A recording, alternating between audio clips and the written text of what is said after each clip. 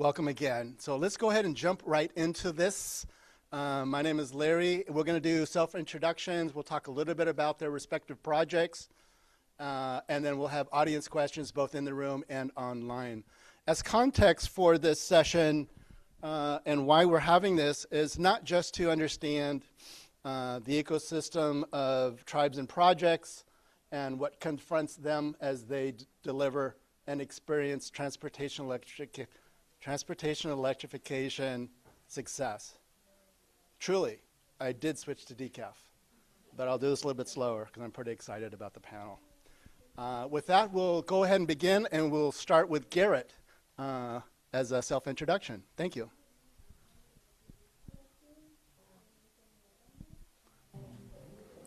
Hello, everyone. My name is Garrett Payway with Sovereignty Construction. I worked with the Kuya Band of Indians on their CMO project. Good morning, everyone. I don't know if you can hear this. Thank you for having us. My name is Brian Yepes. I'm a member of the Hopland Band of Pomo Indians, and I also work in their Clean Mobility Options Grant. I also wanted to acknowledge my boss, Mr. Orville Elliott Sr., Jr., who is a honored elder here with us as well. Thank you. Great, thank you, and welcome. Next, we'll go online to Mike Avkali. Yeah, hello, everyone. My name is Mike Avkali. I am the Manager of Transportation Initiatives for Redwood Coast Energy Authority. We're a CCA in Northern California, and we operate a network of 74 level 2 charging ports in Northern California, 14 of which are on the Blue Lake Rancheria. Great, thank you, Mike. And as best as I can, CCA, Community Choice Aggregation. All righty. Heidi, if you're online. Great. Good afternoon, or I guess good morning. I'm Heidi Moore-Gwinnett, and I serve as the Director of Tribal and Government Affairs and Sustainability for the Blue Lake Rancheria, which is located in northern California, about 60 miles south of the Oregon border on the coast. Great, thank you, Heidi. And how about we start with you, Heidi, and give us a little high-level overview of your project. Great. Well, thank you very much for having us. The Blue Lake Rancheria is really committed to reducing their carbon footprint. We have an ambitious net zero by 2030 goal that we are tracking very well on. So everything from our hotel remodel using LEED standard technologies to our microgrids, to our food sovereignty programs, our air and water quality monitoring, but specifically talking about transportation, we are interestingly situated, connecting basically the 101 corridor to the I-5 corridor via Highway 299, which is about a 2.5 hour, 3 hour drive from the coast here to Redding. And because of our unique proximity, we are adjacent to 299 on the west side of that corridor. We are committed to electric vehicle charging infrastructure. And so, as Mike just indicated, we have currently 14 EV chargers on site in various locations across the 100-acre campus.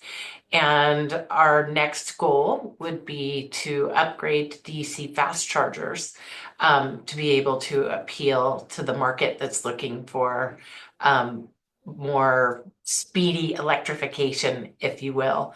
I'll also mention that about 40 minutes into that drive on 299, there is a solar EV charging setup on one of the mountain ridges that provides some nice redundancy for folks in need of charging.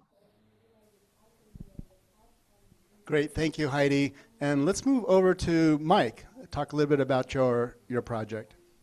Yeah, well, so like I said, we're a electric vehicle charging network operator, among many other things that a California community choice aggregator does. But we've been operating a network of EV chargers since 2014, trying to incubate the market for electrified transportation. And one of our earliest partners was the Blue Lake Rancheria. So going back to 2015, I think the first level 2 chargers were installed on the Rancheria's campus. And they since took the ball and ran really and expanded that. So got funding for 10 more ports. But our CEA, Redwood Coast Energy Authority, has played the role of operating that network of chargers. And so it's just one of the roles in electrified transportation is somebody who operates and maintains the charging stations. Obviously, getting funding to install them and install them is a whole big, huge piece of the puzzle that we could talk about. But I think as far as what Redwood Coast Energy Authority's big role is even when the Blue Lake Rancheria went out, got the funding, and spearheaded the installation.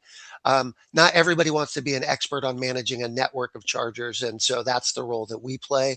And we really think that maintaining chargers and keeping them running so that every time a driver shows up, those chargers work is just such a huge, important part of, um, you know, encouraging electrified transportation. I'll say that the chargers out at the Rancheria are absolutely 100% reliable. They're always going to be there when drivers need them. It gives them the courage to get off the 299 freeway, get over to the Rancheria and charge up because they know the chargers are going to work. I think that's a huge, part of this whole picture. It's just one part. But that's kind of our CEA's role. And like I said, we've been doing this for a long time.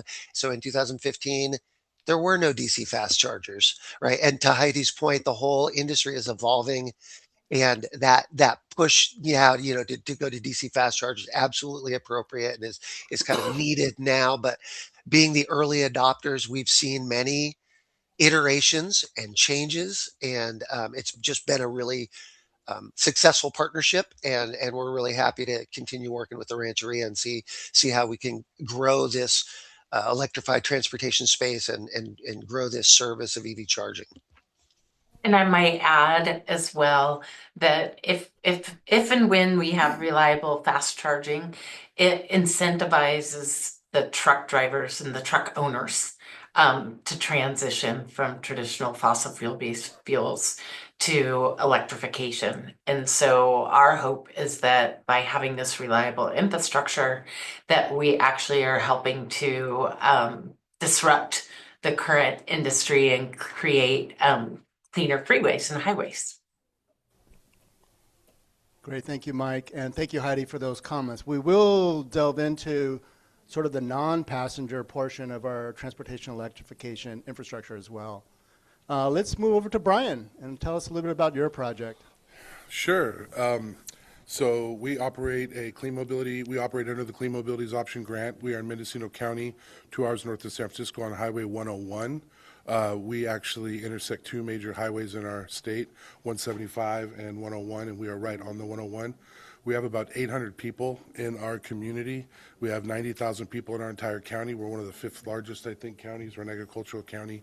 And so connectivity is an issue for us. The closest town, north and south, is about 15, 20 minutes away. So we operate pretty much kind of like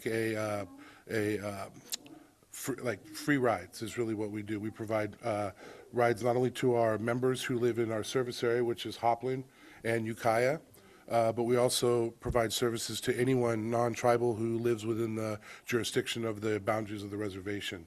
So it's also something that we offer to our community. We're very inclusive, not wanting to be exclusive. We currently now are operating under the CMO Options Grant, and we have the 5 years we'll be operating that. We were able to purchase 2 vehicles. And we have 2 hybrid vehicles that are vans that we use for that. We have 3 staff members. One's at like quarter time, one's at half time, and then we have 1 full-time staff member. However, our tribe is 963 members, and we have between Ukiah and Hopland in our service area that we serve, we have 450 members. So it's really difficult to accommodate everyone. However, I will say that we're proud to state that we've been able to increase our employment rates. We've been able to increase our higher education rates, as well as kids going to school and graduating high school. In our area, we have a couple of charter schools And unfortunately, the charter schools that our students attend do not have public transportation. So we have been able to help support the transportation for those students as well, thereby increasing the attendance for them.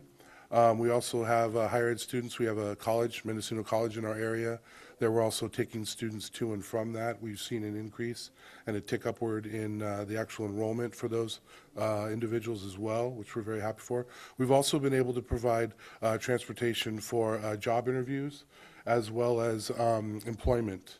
But we do a host of things. We don't limit it to that. We also allow for individuals who need to go grocery shopping. They need to pay bills, do some banking, they need to do laundry.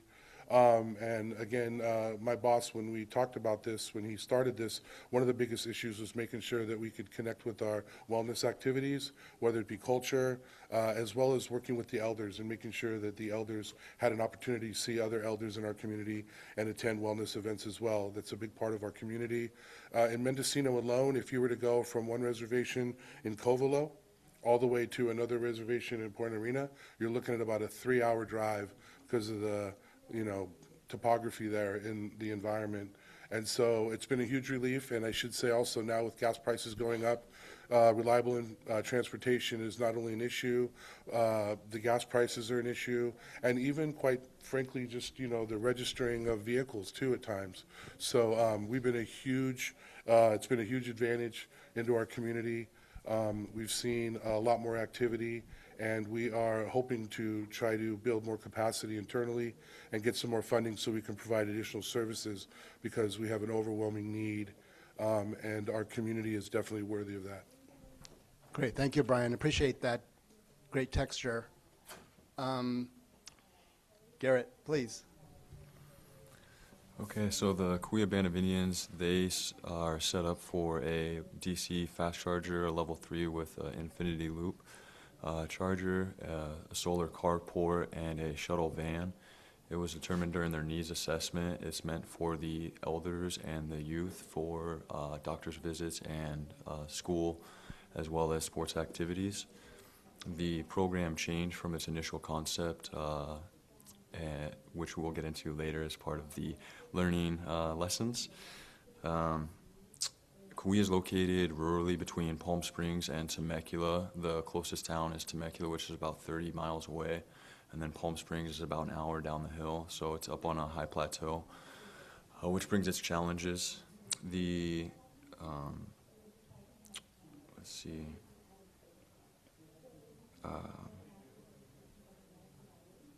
guess the other overview was that we worked with Grid Alternatives in the room to develop the application, as well as the construction of the carport and the DC fast charger, and coordinating with the local utility, Anza Electric. The tribe has 250 members living on the reservation and 400 total, and I think that's a pretty good overview. Great, thank you, Garrett. And we'll get into this a little bit more and a little bit deeper, certainly. So the framework for the discussion over the next hour will be a project management framework. We'll look at this in terms of the pre-development, partnerships, before the application, implementation of the project, and certainly the lessons learned at the end. Starting with the sort of pre-development, planning, can you talk about what happened with your council members, getting together your partners and aligning the goals of the project before you submitted your application? Anybody? But only you four. I'm happy to jump in if that works. So yes, we definitely, similar to what Mike talked about at the top, we're very interested in transitioning to electrification of our fleet, but we didn't necessarily have the technical expertise to bring on the EV charging infrastructure. And so we collaborated with the Redwood Coast Energy Authority, and Mike stepped up and really took the lead, and worked with Jana Gagnon at the time in coordinating the grant applications and securing the funding, and articulating the relationship and partnership The tribal council authored a resolution that gave permission to the planning team to submit the applications and to move the project forward. And so there was a formal process by which tribal council was informed prior to the submittals. They gave their blessing through a formal process, and the project proceeded. I guess I also want to offer that we are working diligently towards transitioning our entire fleet over to hybrid, if not all electric vehicles. And so we are at about 75% of our goal transitioning there. And that actually also includes some equipment. So things like forklifts and tractors. And so thinking about, all things with wheels and trying to move away again from the fossil fuels and the dense carbon pollution. Mike, is there anything you want to add about that pre-development process? Yeah, thanks, Heidi. I mean, I'll just add a little bit of the kind of nuts and bolts stuff. Some of the things we looked at when we were in the planning process was, where is charging needed and where can we get power for EV chargers? And those don't also often they don't always occur at the same place. And looking for models that resonate with the population and might help users use our network. And so just to give some examples of the chargers that are at the Rancheria, there are 2 chargers with 4 ports right behind their gas station. People are familiar with going to the gas station to fuel up a vehicle. There are amenities there. There is food and restrooms available and well-lit spaces. So that seemed like a great fit to put some chargers, and those have been well received and well used. But to Heidi's point, the Rancheria itself has their own fleet vehicles where their staff domicile their vehicles, where their staff work. Their staff also drive their own, some of them electric vehicles. And so it was really important that we put chargers near those facilities as well. The Tribal Justice Center has where we can see some of the fleet vehicles are charging. They're domiciled there overnight. It's very convenient to for them to not have to go a long distance. They park the vehicle, they plug it in, and their shift is done. And we've also put them located near their IT building and the Tribal Gaming Center, because there's a lot of general population coming to those places that are neither looking for gas or maybe fleet vehicles, but there's a lot of traffic at that area. That's a high use area. Those are some of our highest use stations, and so there's never like one size fits all. So within all of those, like I said, we had to find our local utility provider. The investor-owned utility has maps that show where service is available. So you have to look at those things. Some other considerations are making sure, accessibility is a very big issue in EV charging infrastructure. It has to be accessible to the public. You have to take into account accessible pathways to get back to the facilities you're serving. So those were some of the concerns. And I think we really came up with a nice portfolio of projects across the campus that again, we were considering those things as we were going for the applications and the development process. And I think just to pin a note on the accessibility piece. So Blue Lake Rancheria is about 30 seconds off of the 299 corridor. And so it makes for a very efficient drop off and electrification point. And we have, I guess, for a little more context, we operate a 100-room hotel. There's a casino. There's an event center. Mike mentioned the tribal government offices, the IT offices, convenience store and gas station, fueling station, and an RV hookup center. So there's a lot happening on our 100-acre campus that might appeal and draw folks off of 299. Great. Thank you, Heidi. Yeah, so this might be a little off topic, but I'd like to take us back several generations. I'd be remiss if I didn't honor the ancestors of the tribes. When you look at tribal communities and you drive up and down any street, any county, any highway it is, and you look off to the left and the right, You can tell where the United States is, where the county is, where the cities are, where buildings are, right? Are you able to see where the tribes lived at one time? No, they lived absolutely in harmony with nature. So when we talk about the perfect blueprint for an actual community, tribes are the perfect blueprint for an actual community living sustainably. We had tribes that actually had trails from Fort Bragg, Mendocino along the coast, all the way out to where we currently are today in Sacramento, trading with Sutter's Ford and other groups. And you cannot see where those trails are. You cannot see where those villages are.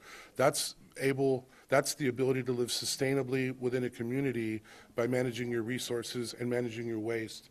And I just wanted to highlight that because I think our tribal communities have actually been on this project and working this for thousands of years, even generations before us. And I just wanted to give tribute and pay tribute to our ancestors for really making that a priority prior to the state being formed.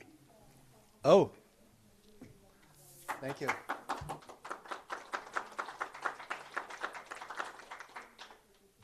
Thank you, Brian. Garrett?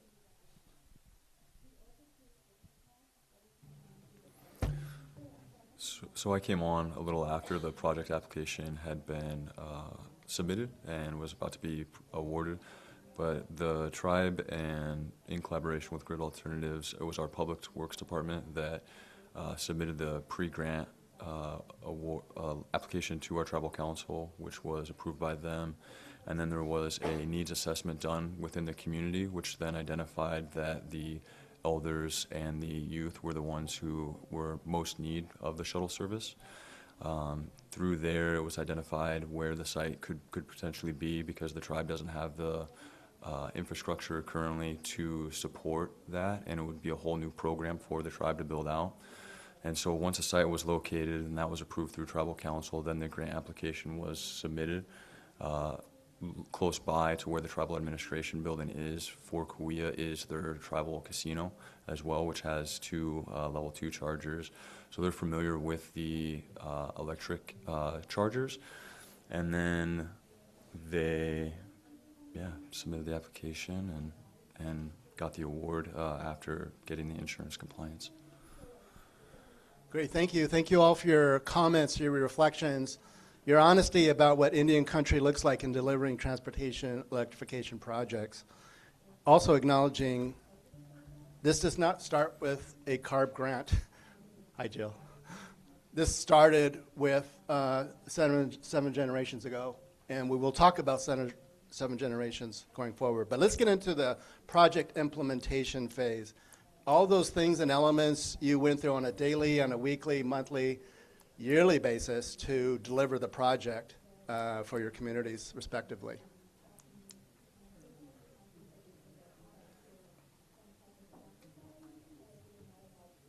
Yeah, I mean, I think for Blue Lake Rancheria, it's about evolution over time, right? And so we started with the 14 chargers. Now we're looking to get into the DC fast charging space to provide a quicker opportunity for folks. Like I said, we're trying to disrupt the amount of carbon that is polluting our airways and waterways along the 299 corridor. Maintaining the partnership with our CEA and making sure that we have responsive support when and if our charging infrastructure is compromised. However, I can say that that's rarely the case. They are highly efficient and effective. So I think it's about continuing relationships, right? So we have our reliable infrastructure, looking at, transitioning. But that actually led to a much larger project that is being led by our CEA. That's not specifically related to transportation, but I think it's still noteworthy. It's called the TERRAS project, which is Tribal Energy Resilience and Sovereignty. I mentioned at the top that we are in the microgrid space. We were the first to have a behind-the-meter microgrid, probably in the world, along with our partners at Schatz Energy Research Center.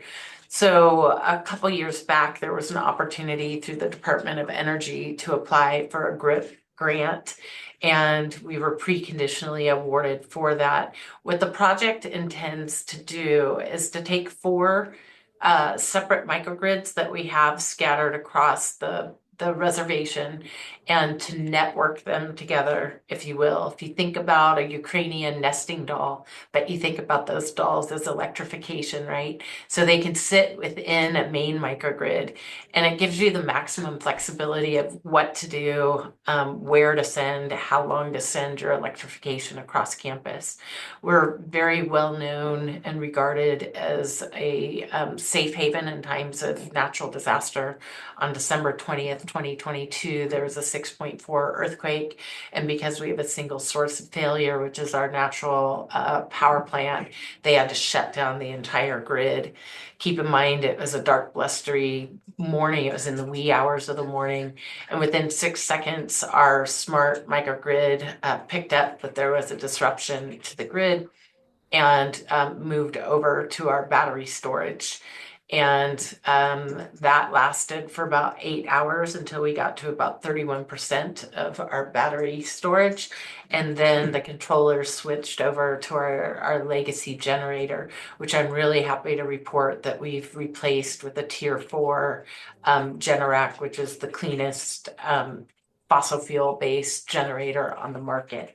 And so we are well regarded as a safe place, a reliable place, if you will, in times of natural disaster. First floor of our hotel got transitioned for people requiring medical devices like home dialysis machines, CPAP machines, etc. We served tens of thousands of people looking for fuel for their generators or their vehicles. We provided ice for food preservation, warming centers, etc.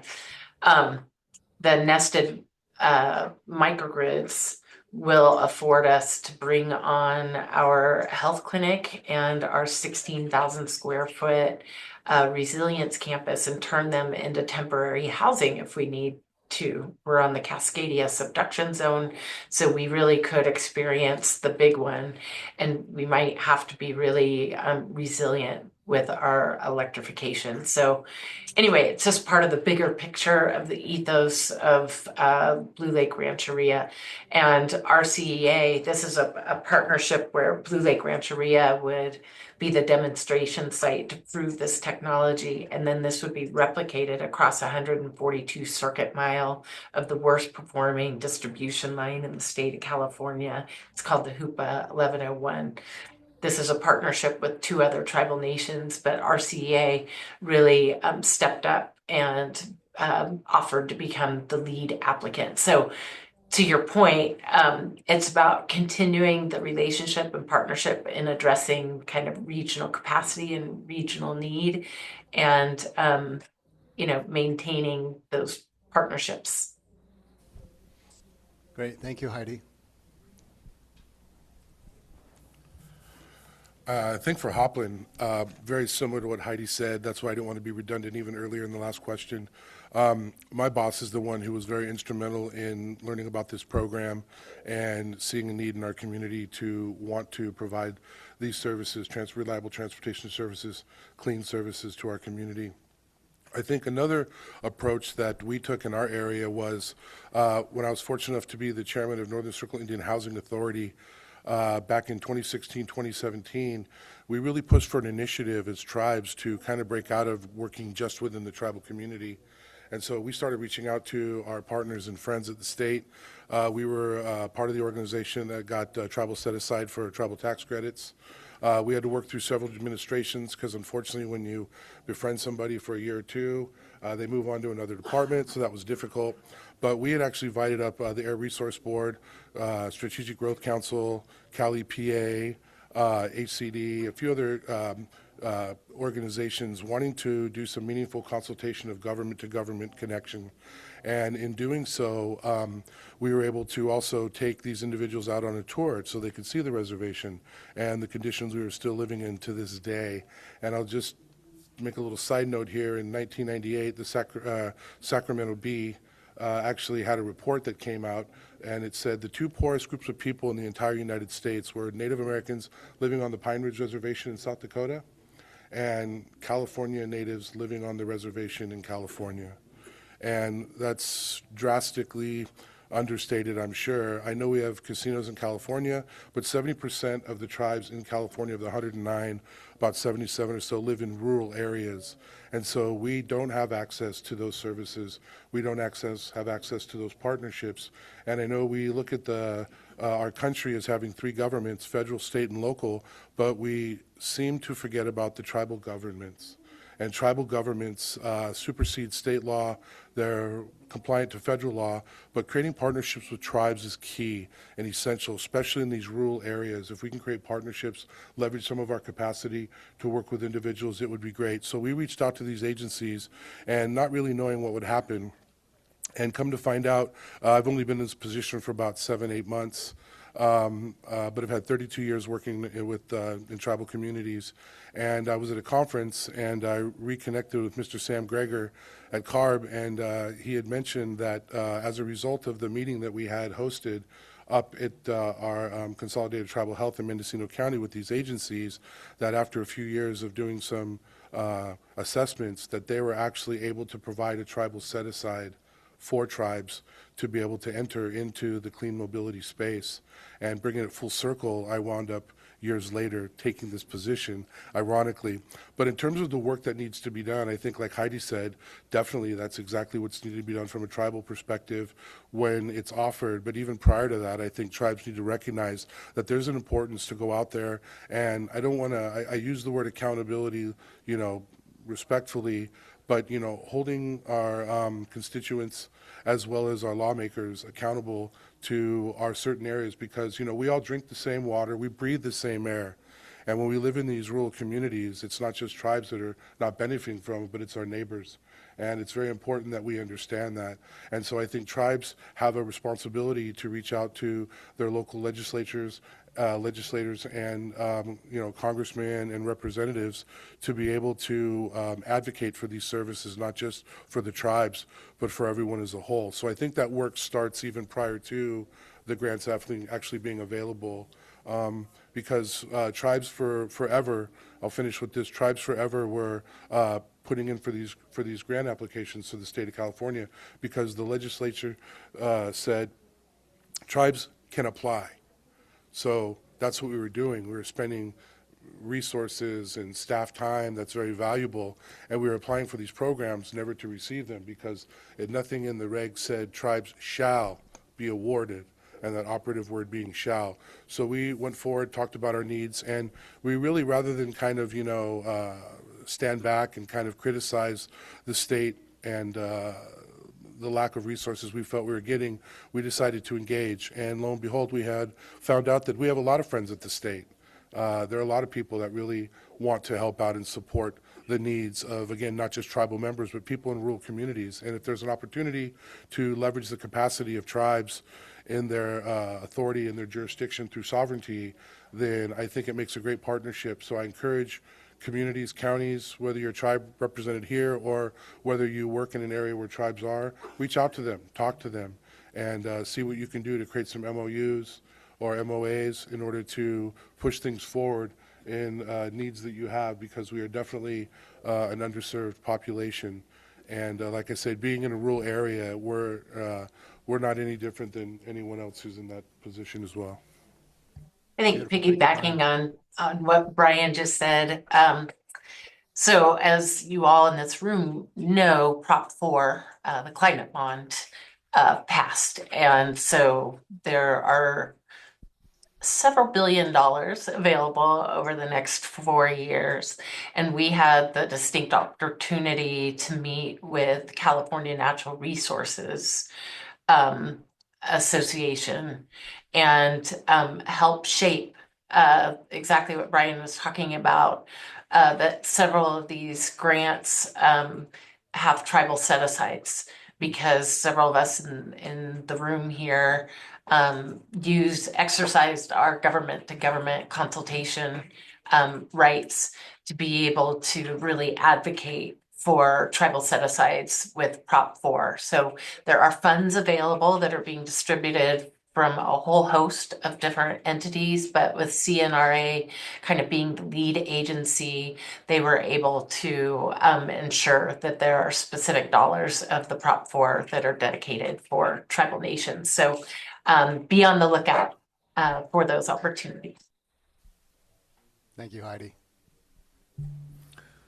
Similar to what Heidi and Brian are saying is the community, or the outreach to the other stakeholders, CARB, as well as shared mobility and CalSTART, to see what the application entails and the actual program management for managing the grant application, as well as the reporting requirements that will take staff time, and how much staff time that will take to report on is a key thing that I think we probably underestimated and didn't really have the awareness in the beginning. There's a lot of capacity building that we still have to do for Kauai, and that, can't be understated. It's just how much time that takes to be able to build that capacity back. For us, it was a whole new department that we had to build. It was our first transportation department, and so going through this grant process and defining that throughout the time, as well as defining what the transportation department is, the SOPs, all of that was, it just takes time. And so communicating early with key stakeholders, tribal council, tribal administrators, your staff, your accounting department, to understand and get them on board early on in the process, so that way it's a collective process going through that, because it will require everybody to be on board to be able to operate the program in a way that is enjoyable for everyone, so they're not so stressed out throughout the whole process. That is key. Some of the other things is this was a voucher. We were part of Voucher 1, so it was a pilot program for us, and there was a lot of change throughout it. And if you have that communication with the stakeholders, then you can anticipate the changes and everybody be on board, and more understanding to delays in the project or change in program requirements. For us, initially, it was we were applying for 3 shuttle vehicles and 3 car ride vehicles, because the program originally didn't allow for reimbursement for shuttle buses. Partway through that changed, and we pivoted back because that was determined during the needs assessment that we wanted the shuttle bus. And so being on board and communicating with your stakeholders, that allows for expectations to be realistic. And so that way, when reporting to the agency, CARB, or to key stakeholders like your local utility is another one to get on board early on. We experienced quite a bit of delays with lead times and transformers for increase in infrastructure. So I guess that's the key point, is just the communication with stakeholders and identifying early on who all those are, and that will have to be involved, from accounting to local utilities to the agencies, and hiring new staff members. Great, thank you, Kara. Thank you all. How about a round of applause? Oh, thank you.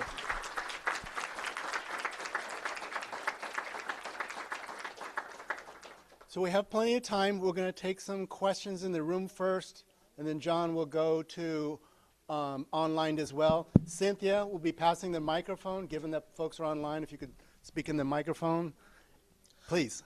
Hello, my name is Nydia Ursig. I'm with GoBiz, and I'm the ZEV Equity Advocate. And one of the things that I loved hearing today for the first time was this idea that CARB is now able to facilitate the notion that you would have had to have given away the sovereignty of the nation in order to apply for some of these grants a while. And so I'm wondering, in your instance, since all of you have started these projects a long time ago, if that was something that you had to challenge. Because there's learnings there for tribes who are going into this space, given that maybe that might not be a hurdle for them any longer, but it's still not easy, as Garrett mentioned. This is open to anybody. Definitely. I think that's a huge issue. Tribes are doing everything they can to try to keep their sovereign immunity, and it seems the only time sovereign immunity comes into play is when we have to waive it on a limited basis. I can also say I saw Ms. Jill Sherman walk in, and she's from NAPEC. She was instrumental in trying to help the tribes organize to be able to put together some information. Exactly. A big round of applause for that. Put together some comments to submit to CARB to let them know that that is a barrier for tribes. Many tribes aren't going for grants and programs because they have to waive their sovereign immunity on a limited basis. And so in many cases, that's a game changer and a deal breaker. And so, again, because of those good efforts and not giving up and staying steadfast to that, fortunately, CARB was able to going forward, from what we heard, that they were actually going to eliminate that requirement for tribes, which is huge because of all the money that's available. And of the 109 tribes, I believe we only have 5 tribes currently right now in the program. So it opens the door immensely. So again, thank you to Jill and NAPEC for that. Jill? I really want to say I had nothing to do with it. The American Environmental Protection Coalition is a coalition of 31 tribes. We're celebrating our 30th year. Even though I'm the executive director, it is the tribes who drive this process. And the tribes were able to, in Southern California, CARB did a Southern California tour of tribal nations, and they were able to speak to 7 tribal chairs, if not chairs, on council members, who all brought up the issue of providing a limited waiver of sovereign immunity because they're just not, that's not something that a tribe wants to do. And so then my tribes came back to me and said, Jill, you need to find money to hire an attorney to help us write some comment letters on this issue. So we were able to find funding and get comments letter created, and then the tribes followed up with that. So although I'm the worker bee, the tribes are really the ones who spoke up for themselves and said, enough is enough. Oh, thank you. And I will add, Nadia, on top of that, CARB just finished going through this process with Morongo, and so they'll be receiving 4 buses after this experience. So thank you, Joe, for sharing. Any other questions? I have one. Let me get you the mic for online people. Thank you. Thank you. Juan Bernal, he, him pronouns with Great Alternatives. You said something about hiring a lawyer and just having a bunch of resources to like get this done, and that seems like very expensive for other communities to like really maybe do something similar. I'm wondering, is there other policies or bureaucratic procedures that kind of you identified as like a low-hanging fruit that could easily be done without having to like hire, just kind of do all this work for CARB to kind of look at? I'm not too familiar with everything, but I know for California tribes, we have CILS, California Indian Legal Services. They do work for tribes and also pro bono. I would look at maybe the ACLU in terms of looking at tribes or attorneys that might want to help organizations. There might even be some resources in the state. It doesn't hurt to reach out and ask individuals what might be available, or even working with some of the tribes or the communities that have already put something forward, because brainstorming is a huge part of the process as well. So, and if there's anything that we can do, we're one tribe in Northern California though, but we can, communicate and we can try to help provide some resources. But I think ultimately it's just about trying to find partners in the same field, in the same area, seeing what people have done, and then just try not to reinvent the wheel. Great, thank you, Brian. Yeah, and I put in the chat Lawyers for Good Government. They are a group of lawyers who, in some cases, are offering pro bono services, especially in this current climate. And so I would look them up. They're well-intended climate champions. Thank you, Heidi. Hello, my name is Mars Wu with the Green Lining Institute. Thank you so much for sharing your experiences. I had a question. I'm really curious about if any of you were able to implement workforce development opportunities throughout your grant process, whether that's for the charger installation maintenance or continued operation of the shuttles, if that was a consideration that was implemented. Thank you. I'll jump in. So this was kind of after the fact, if you will, but we worked with the James Irvine Foundation, and we kind of did a scan of our rural landscape and looking at what industry, what jobs are projected. And as some of you may know, offshore wind off the coast of Humboldt Bay was a real thing. It remains to be seen with the current administration's kind of opposition.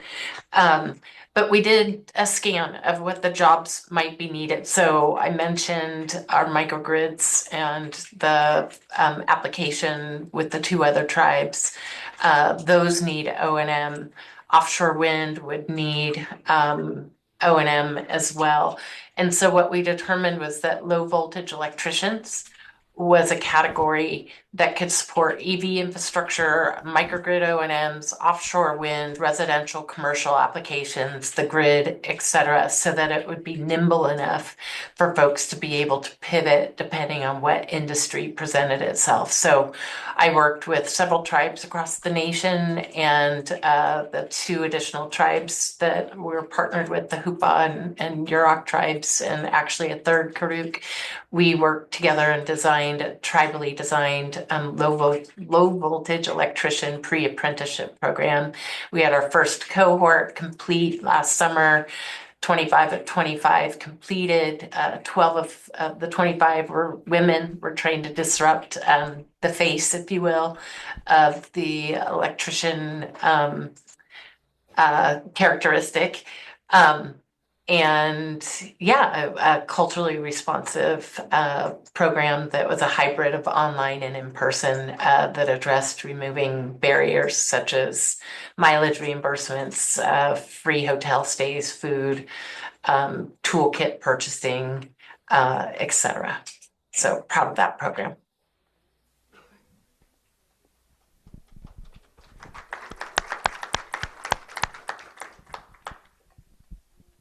Here you go. Hi, my name is Erlyn Martinez with CalSTAR, and my question is for you, Heidi. You mentioned a few partners as it relates to your current installation of EV chargers, and then for another project. But I am genuinely curious to learn more about how the project partners for the installation of your projects when it really comes to assessing the site feasibility, designing and engineering, commissioning them, and then just operations and maintenance, and how did you find them? We are super fortunate that we have the Shots Energy Research Center, which is a world-class engineering educational program at Cal Poly Humboldt. And so they were looking for a project to support. They were really interested in microgrid deployment. And then you had Blue Lake Rancheria, who is really interested in the innovation and seeking the funding. And so together, we were able to design and fully commission the microgrids. It would have been very, very challenging had we not had this research institution in our backyard who had a similar appetite for forging to be the first in the world. We will likely be the first in the world to design, implement, and fully commission the nested or networked microgrid systems as well. We're always happy to host folks to kind of look under the hood. And we're actually also going to be standing up a microgrid business.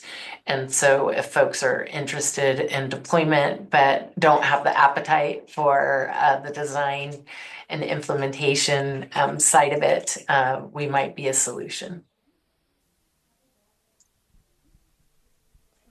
And maybe if I could just chime in a little bit, this is Mike from Redwood Coast Energy Authority.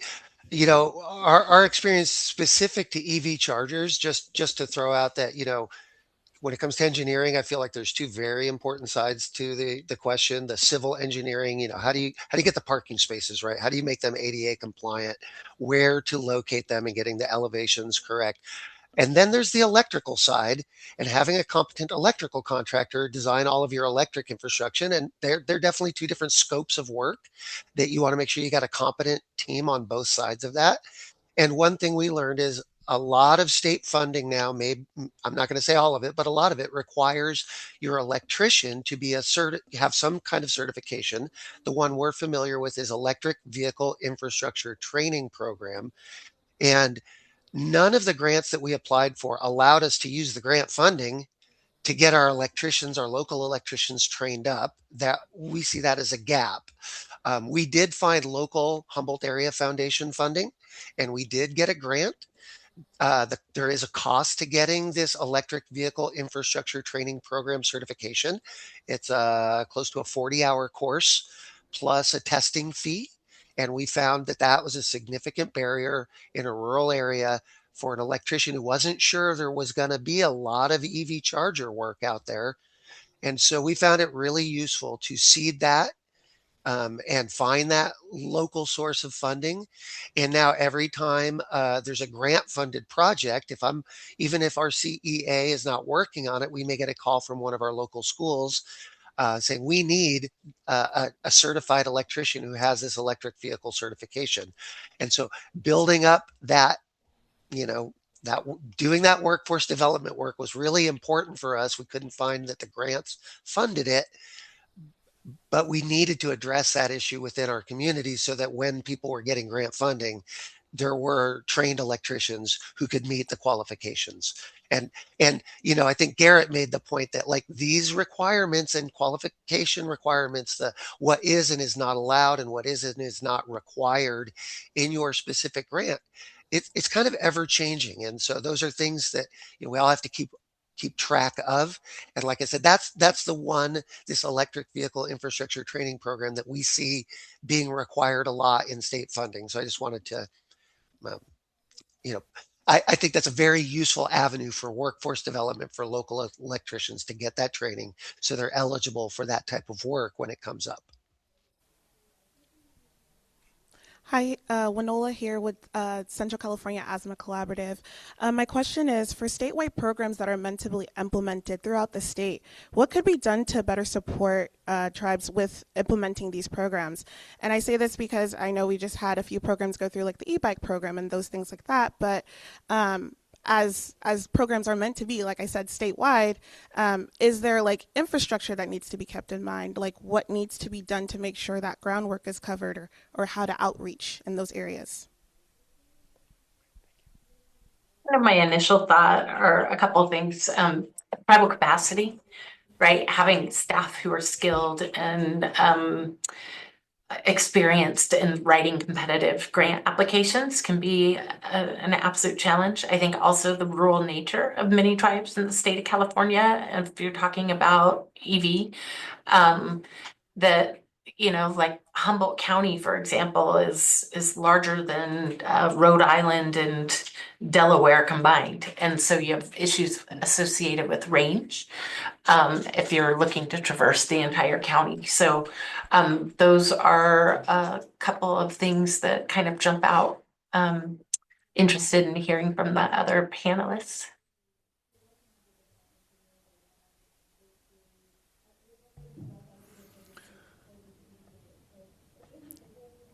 Yeah, so I think the things that for the CARB to think about for rural tribes is, like what was mentioned, infrastructure is a big one.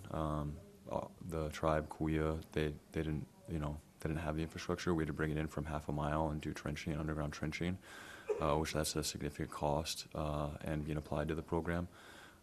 The CARB and the CMO, they did a great job of recognizing that, and they awarded additional money through 2 additional plus-up funding, which was great, and that allowed us to be able to get the project going. Some other things are to consider is the capacity, of tribes and staffing to be able to implement the program, but I see that being made through partnering with CalSTART and shared use, and having that technical staff there to be able to assist the tribal workforce in one, getting the pre-planning and the construction, and then the operations going. Yeah, this is a really good question. Thank you for the question. I think, interestingly enough, I think some of the barriers to that are, as Heidi said, capacity building is a big thing. I think there's been a lot of funding that has been put forth since 2006. I want to say SANDAG, San Diego Association of Governments, 2006, 2007. I think they published a report regarding transportation for tribes. 2015, since 2015, I think the Tribal Transportation Safety Administration Association, don't quote me on that, has done about 39 different assessments.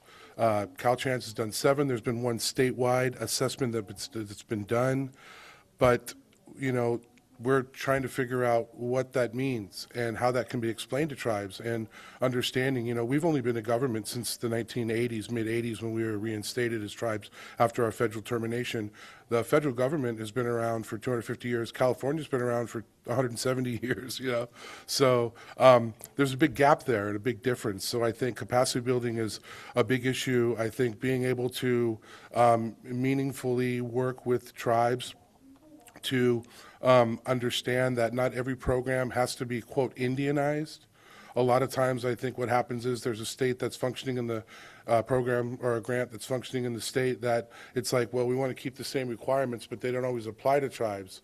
And so it makes it difficult. I will say, and I will put a plug in for the late, great Mr. Dave Singleton, who was a good friend, who was awesome. And he created the CAP program, the California Indian Assistance Program for tribes, which actually was huge, absolutely huge. And it's come back for housing and energy and stuff. It'd be great to have that for transportation, to be able to meaningfully have a statewide task force for tribes to be able to understand this better. Because like I say, I think we're a missing link in what's going on in California. And if California wants to reach its goals with zero emission, reducing the VMTs, vehicle miles traveled, I think that, you know, the California tribes are a huge player in that. So in terms of, you know, those barriers, I think it really is just having that significant consultation through and with tribes, and tribes collectively coming together and talking about what their message and what their ask is first. So funding that, an opportunity for tribes to come together collectively and have those discussions, and then explain what, in great detail for tribes, you know, what these reports mean and how they relate to the grants that are being funded, and what is the expectation from the state as a result of those grants. Because it seems there's an awful lot of money available for those, and it seems like there's still an awful lot of money left for tribes, but it's connecting the two. I think it's really kind of, that's been the disconnect. So I'm not sure if there's a one-size-fits-all answer to that, but I really appreciate that question. Great, thank you. And thank you for acknowledging Dave Singleton as well. John, are there any questions, hands raised online?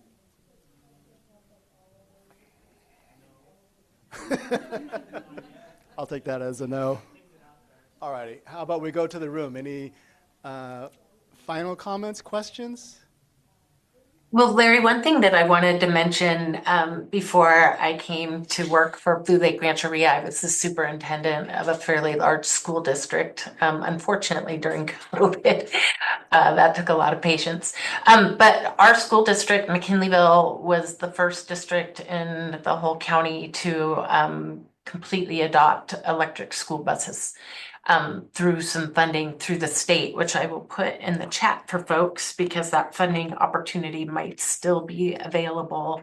It was a combination of the rural school bus pilot project and the hybrid and zero emission truck and bus vouchers. So hopefully some tribal nations might be able to take advantage of that second funding opportunity.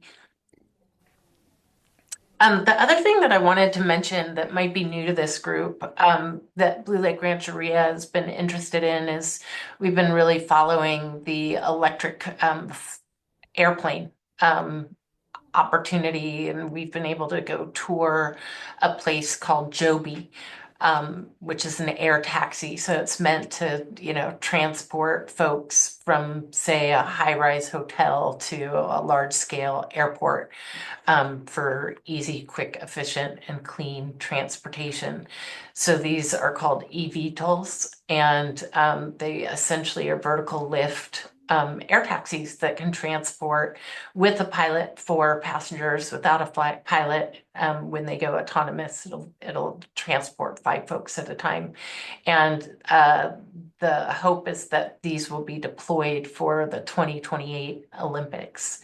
And there are a couple of conferences that are coming up that folks might be interested in if they're interested in some of the smart mobility. One is the Redefining Mobility Summit that's going to be held in Contra Costa around June 15th. I'll put a link in it. And then Larry, you might want to address the EVS 39 conference. Yes, I will, momentarily. Thank you, Heidi.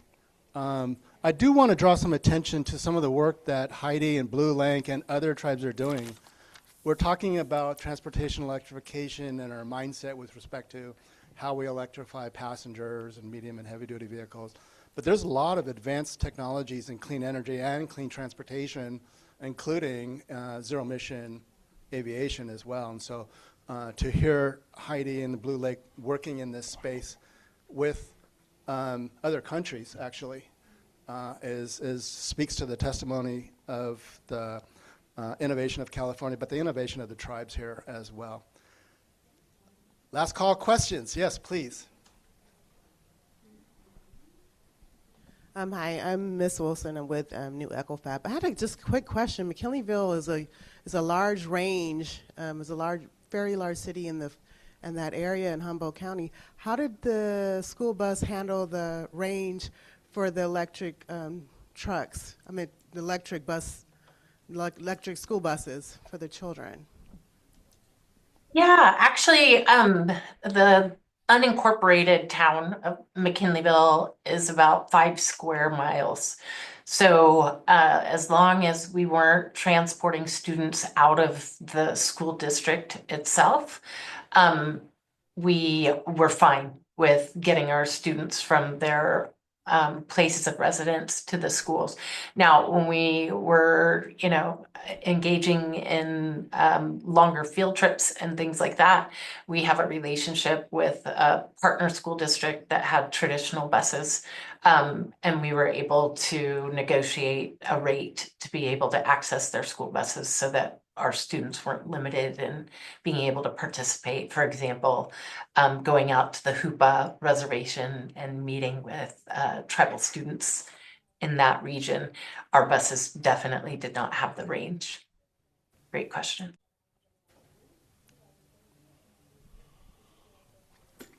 Yeah, I just wanted to finish up and thank everybody for the great questions, and even just coming. This is encouraging as a tribal member to see so many people sharing interests. But I know a lot of this work is predicated on a lot of passion and commitment. So I think like many of you, myself, we clock in and clock out, but that doesn't stop there. There's a lot of additional time and energy that's put into this and connecting, and I think that is what is considered like volunteering your time, giving back. And I just wanted to share a little story that my great-grandfather, Cruz Ignatius Billy, would share. He would say that when he first saw the settlers moving into the area where our tribe is from, he noticed that people were reaching into their pocket and they were pulling out this interesting, paper and coins in order to buy things like the land. They were buying, seeds. They were buying equipment, cows, horses and things in order to farm the land. They were reaching in their pocket to pay for the labor. They were reaching in their pocket to pay to have the water trucked up from the river. They paid to have it harvested and sent to the market. But the one thing that crop could not do without and you could not pay for was the sunshine. And so it's very important to realize that in order for these projects to work, there has to be more than just money put into these projects. There has to be some giving. There has to be pro bono work for some of the organizations that need help and assistance. Not everything has a monetary or an intrinsic value to it. It's very important that we continue to recognize that the work we do that is not funded, that is not paid, is actually the major impact in the result of what these products produce.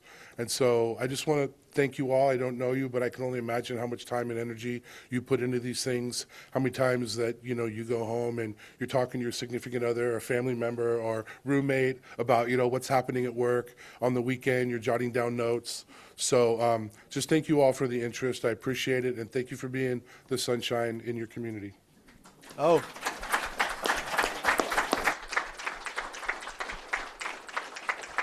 So how about we pivot to final remarks, comments, observations by our panel members. Thank you, Brian.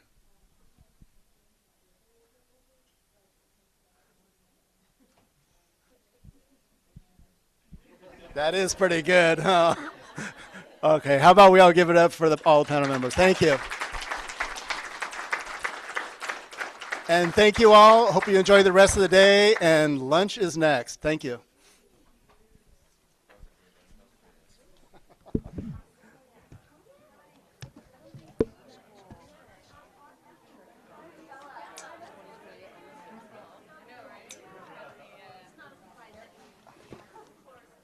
Thanks, Brian. Appreciate it.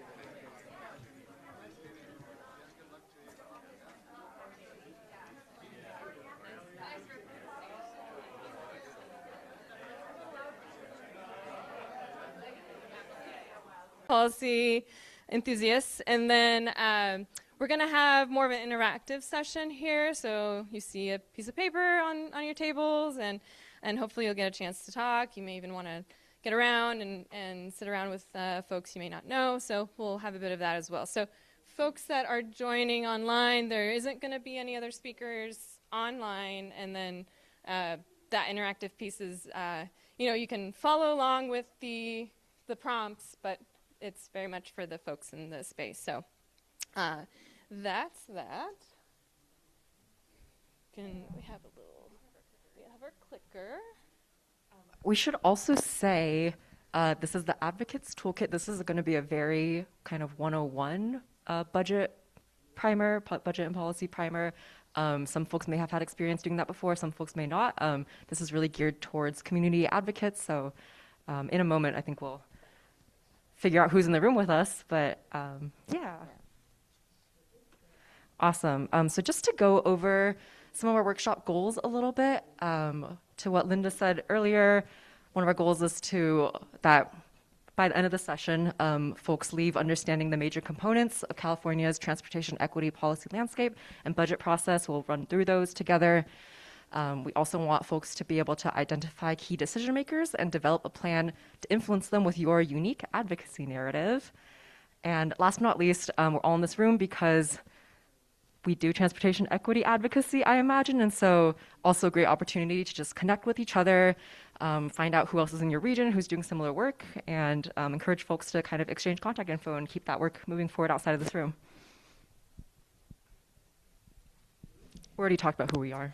Yeah, I mean, we just wanted to highlight, a lot of you are from one of these organizations here, or you've met some folks today from GRID or Greenlining, but our organization's Greenlining has been very I'll introduce you. Greenlining has been very pivotal for a lot of the state advocacy and transportation work. Some of the policies I'll be sharing have been at the forefront of their efforts. And I say this because in my previous work as well, I did state advocacy. And then Grid Alternatives has been on the implementation side of some of the programs that you've maybe heard about or engaged with. And so just wanted to highlight a lot of the conversation today is coming from that experience that we bring from our day-to-day and also from our organizations. Thanks, Linda. And this is just the actual agenda sections that Linda just went over high level as well. So again, starting with the Transportation Equity Policy Framework, moving into the funding and budget primer at the state level, And then we'll go into how do you actually advocate for funding for your programs, and then do some interactive breakout groups to power map decision makers. All right, so when we're talking about a policy framework, this is within the structure in which all of the work that we do sits in. And I find that often we're not making that connection right away when we're in the day-to-day work, right? Why we do what we do, how it's led by not just the policymakers and decision makers, but whether it's CARB staff or other state agencies that have a stake in this work and have been, selected as the mechanism in which the funding and investments need to be funneled down to community. So just want to set up like why are we doing why we do it? I know you know it from maybe your own personal experience or the communities that you serve, but why is the state even involved in this process to begin with? Like, did they do it out of their own goodwill, or what is the standards that they're trying to uphold? So Lucina did a great job of kind of doing the highlights earlier of some of the regulation, but this does go back 20 years ago now with AB 32, the Global Warming Solutions Act. And anyone familiar with what that set for us? How do we become a leader in the world, essentially, with the AB 32? You can just read it off the board, too. This is the Emissions Reduction Act. So it set a bar where it said we have to reduce our emissions in the state to 1990 levels by 2020, right? So it gave us a ceiling or I guess a floor to make sure that we are regulating folks to be able to meet that requirement. And it created it set the mechanism for being able to create the cap and trade program, which is now Cap and Invest. And that funding that comes from Cap and Invest is actually going into the greenhouse gas reduction funds.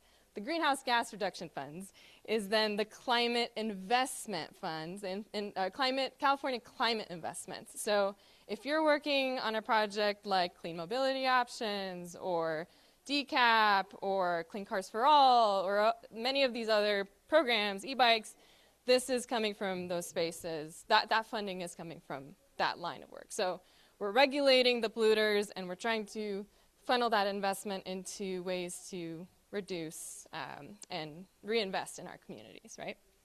And the other thing it did was convene the EJAC, the Environmental Justice Advisory Committee. And maybe some of you, has anyone in this space been involved in that? No, there's actually a deadline today to join that. So if by 5 o'clock you can get an application in, I know that they're looking for additional folks. That is a body that is looking at the scoping plan, which this framework set, which is how is CARB, and we have Lisa back there if there's anything you want to add to this discussion, but how is CARB meeting the ability to actually get those reductions down, right? And so as EJAC, you're also giving feedback from the community level to be able to make sure that is happening regularly. So from there, we start seeing this investment, this set of funding, the GGRF, is now, there's a focus from community voices and also the legislature, like, this money needs to be going into DACs, right? Like, we need to see that happening on some level. And this bill, SB 535 in 2012, set that minimum, right? So a minimum of 25% of the allocations need to benefit priority communities, priority populations. And that's of the whole funding pot. And then a minimum have to be located in those communities, right? It also created or set the pace for setting up the Calum virus screen. So how many people are familiar with Calum virus screen? Should be everyone. Great.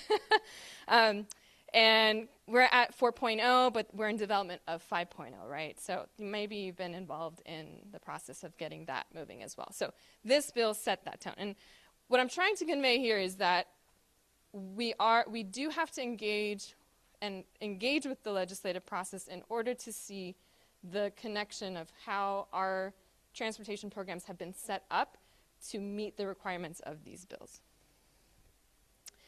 From there, about 10 years later, from AB 32, we saw SB 32, which expanded upon that. So now it's a 40% reduction from that 1990 level by 2030. So we're about 4 years from that requirement to be met.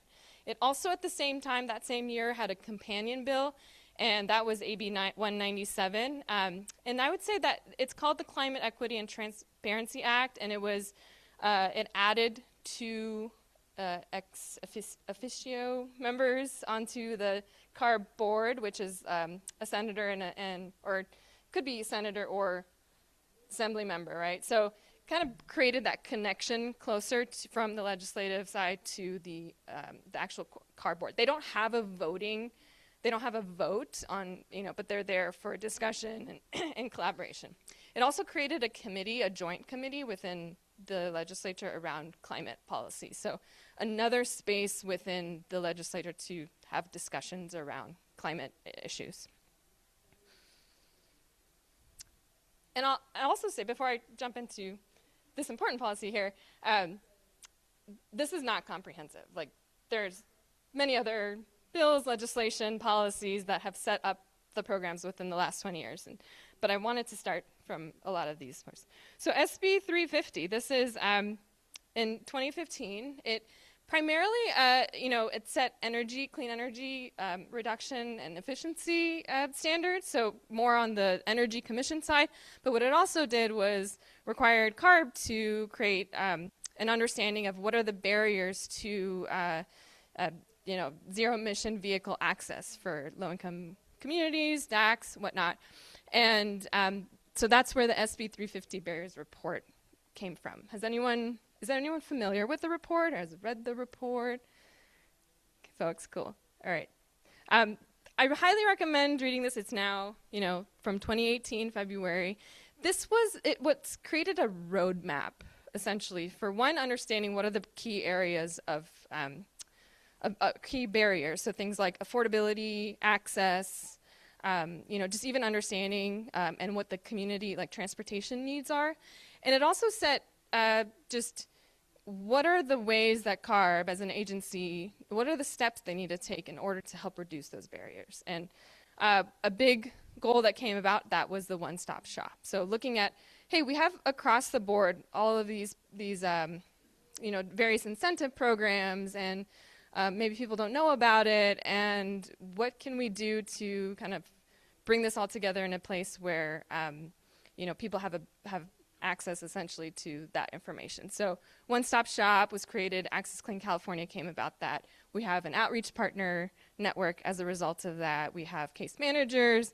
We have all the various light duty incentive programs that are fitting within that and energy efficient. So just wanted to highlight this because, as mentioned earlier from the keynote, the CARB is looking at, let's reflect back on this because it's been some time. Are we meeting the mark? Is there new understanding? What have we learned from the process that we've gone through with all these programs? And I just really want to highly encourage folks to reflect on that because we are constantly moving forward and especially in the legislature, there's a lot of let's either recreate the wheel or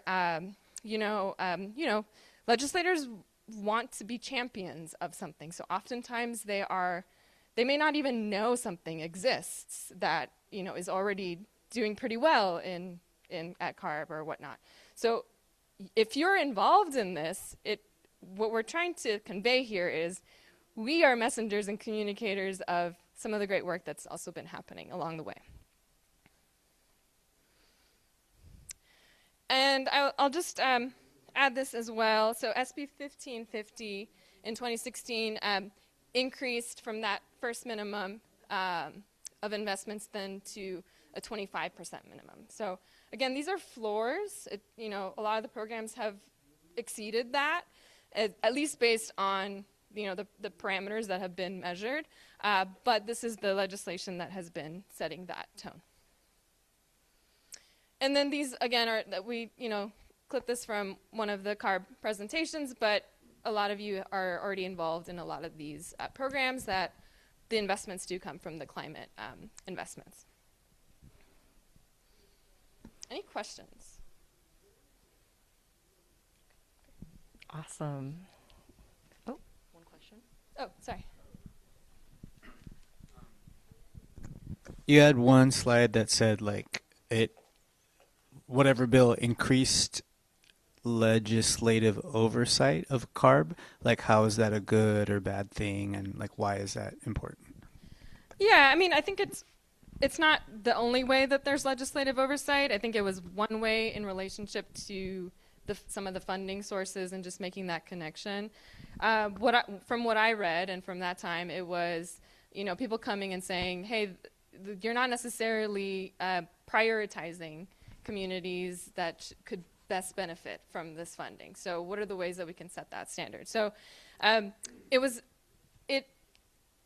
think in practice, like the legislature, the legislators that are on the board aren't always as engaged as, say, the CARB board members, but they are involved in the sense that they are conferred with and they know and they bring back that information. So just building that connection has been an important step towards, like, what does it mean for this next session to bring back some of the challenges and issues that need to be addressed? Like, are there funding needs that we need to bring back? And so a lot of this is about how are we meeting the needs that the agency has with also like what the legislator has capacity and ability to do. So I think the oversight is not like, it's not like looking at it in fine detail, but it's about having a better connection between the two.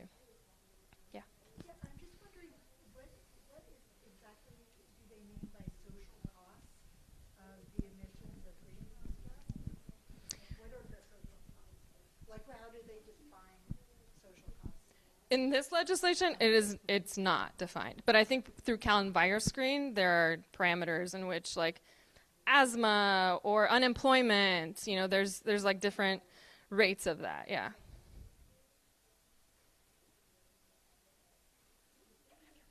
Oh, sorry. Great. Let's actually go back one slide. No, you're all good. Thank you. Awesome.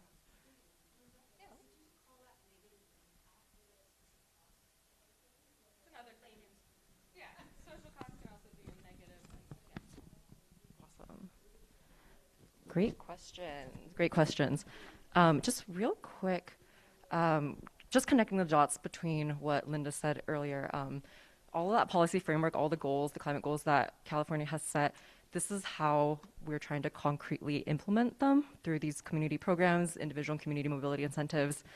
Again, this is not a comprehensive list of all the programs existing. This is mostly the light duty or passenger vehicle and mobility ones. This is kind of not inclusive of medium and heavy duty, but just know that that also exists.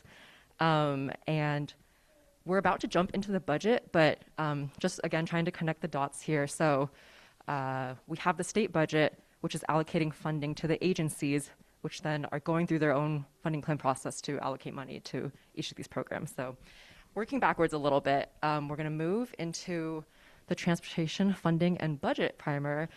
Show of hands in the room, who has ever advocated at the state level on the budget? Okay, awesome, great. This is exciting. I think folks are in the right place. Again, this is very 101, but kind of the goal here is to illustrate what is the budget process, break that down, who the key players are, and then we'll get into how you actually advocate through your personal narrative. Sorry the text is a little bit small. Hopefully these slides will go out to folks after, but just wanted to lay out the overall annual budget cycle that happens. It's synced up with the legislative cycle. And so it actually starts in the summer and fall. That's when state departments are submitting what's called BCPs, budget change proposals, to the Department of Finance for review and preparation. And then with those BCPs, the governor and staff develop priorities based on those requests and also based on the governor's policy agenda for the new fiscal year. So that's all happening even before the actual ledge cycle has started. Then in January, when everything is starting up, usually around January 10th is when the governor releases their initial proposed budget, just called the January budget. colloquially, which kind of kicks off a series of legislative hearings through the budget committees and subcommittees, which are analyzing that proposal, holding hearings, taking public comment and public letters. And it's also through this process that trailer bills assigning allocations in the budget are being developed. All of these hearings are happening January through May, where we are right around now. In the next couple of weeks, a little bit is cut off with the text box, but I'll just read it out. Around May 14th is when we can expect the May revise, which is the governor's second proposal. So after having gathered feedback from the legislature and from stakeholders through all these hearings starting in January, the governor is then releasing an updated proposal in May called the May revise. And then from basically mid-May to mid-June, those final negotiations are happening between the legislature and the governor's office. The legislature statutorily needs to pass their final budget bill by June 15th for the start of the new fiscal year on July 1st. Kind of in practice, sometimes negotiations can go all the way through the end of the ledge cycle in September. We saw that happen last year with some of that cap and invest reauthorization. And so the June 15th deadline is like a little bit softer than it seems, but that is kind of when the final budget bill is meant to be passed. Like I just mentioned, September 30th, at the end of the ledge session, that's the very last day that bills can be signed and kind of outstanding budget deals can be worked out. And so where we are right now is kind of mid to end of this process with the May revise coming out soon. We're entering final negotiations. Can I just add? Sorry, it's just a connection back to slides that I showed. The GGRF has in statute, so in law, it has allocations that it has to make. So things like the high-speed rail and other kind of issue areas. And then this pot of funding that we're talking about that is allocated to the climate investments is actually called discretionary funds. So that's what a lot of different sectors are in the climate space and otherwise are in these budget hearings arguing for as a piece of that kind of pot, right? Do you want to share more about that? Yeah, we're happy to answer questions about this, but not to get too technical. When the state reauthorized cap and invest last year, it kind of redid how those funding buckets work. There's 3 tiers of funding, which kind of assigns where like the priority funding goes, and then what's left over is the discretionary pot. And under last year's bill, SB 840, sorry, I said I wasn't going to get technical, there's meant to be $1 billion of legislative discretionary funds. Kind of remains to be seen if we're going to get that this year because of all the budget challenges that we've been having. But that discretionary pot is, in theory, where all of the program funding is coming from. But to Linda's point, it's a kind of a bit of a bloodbath every year. And then last thing on this slide, I think, like I was saying, right now, we still are in this process, but it's approaching the end. Kind of the next opportunity to really have those agenda setting conversations is going to be in the fall. Granted, we are kind of in a unique time in this year because we have a gubernatorial election coming up. And so they'll have their own agenda as well coming in that we don't know about yet.